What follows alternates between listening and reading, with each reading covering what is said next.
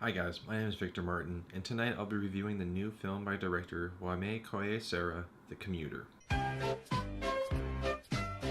chances are you've seen the trailer at least 300 times or so I'm not going to go over the plot all too much, but I'll skim over it a bit. Basically, Liam Neeson likes to ride trains. Liam Neeson takes his train to work every single day. To work, back home, work, back home. Mundane daily routine. This guy's in his 60s. Boring life, right? In one particular day, when he's on the train, this lady sits by him and offers a very strange task. To do this one little thing, she says. And Neeson's character, a little suspicious, hesitant at first, kind of declines it, plays it off. But something happens, and he's like, okay, this is legitimate, this is real, I have to take this seriously. So as the plot progresses, he does these tasks that the lady asks him to do, and to find this person on the train who does not belong, and I'm not going to get too much into it. That's kind of the main mystery behind it. I know you guys are thinking. You saw the trailer, you saw the director's name, you saw his filmography, and you're like, ugh, this is gonna suck. But let me tell you something. This movie, it doesn't suck. It's good. So right from the beginning, I was actually hooked. The way they edit the beginning of the film, I really dug. So basically it would show Michael, Liam Neeson's character, get up, make breakfast, go to work. Just the mundane waking up ritual. And it would show that in a montage form. But instead of it just taking place, this beginning taking place in one day, it would splice multiple days of him doing the waking up, making breakfast, going to work. It was spliced in with different days in the montage. And it was interesting. I really dug it. And as it progressed, I was just excited to see what happened next. I was genuinely invested in the main character. I was just happy where it was going. And as it progresses, it gets thicker and juicier, and the plot is intriguing and interesting for what it is. While it's not a perfect film, of course, no film's perfect. There's some plot holes that are a little fishy, some things that just don't make too much sense.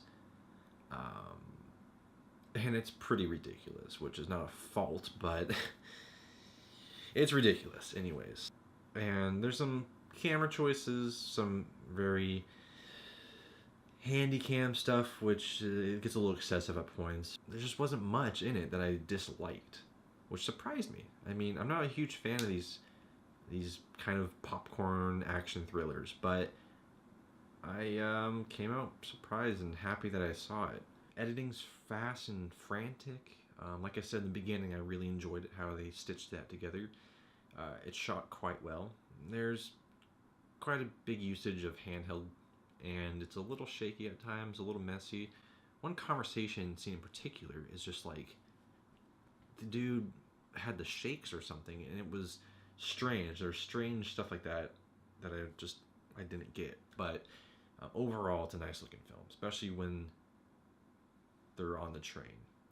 When the film takes place on the train, it's really nice. The lighting's excellent, and when the action comes, that's when it gets really good. The way this director utilizes such a small space he has, it's awesome. It's some really good stuff. One scene in particular, Liam Neeson has a guitar, an electric guitar, and it's kind of badass. But overall, it's gonna be overlooked. It's gonna be thrown away, and it's a shame because it's so early in the year. January, the notorious bad month of the year for movies. But if you're a fan of these action thrillers, I don't think you should pass it up. There's a lot of good stuff here to appreciate. And even if you're not a fan of these type of films, I think there's things here that you will like, for sure. I'll be buying it. I liked it a lot. I liked his last film, The Shallows. He just has, his craft is, he utilizes his craft well. And While they're not the most complex films, you know, they're not the best action films, it's just easily accessible and it's a fun movie. I really liked it, and I recommend you check it out. That's my opinion.